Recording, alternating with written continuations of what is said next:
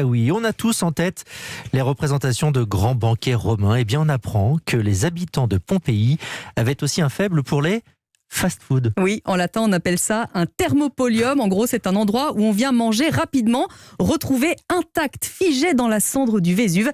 Damien Mestre. Il y a encore le large comptoir du tenancier de l'établissement et les jarres en terre cuite dans lesquels il entreposait la nourriture, du canard, du porc à manger sur le pouce, comme dans un fast-food, expliquent les scientifiques.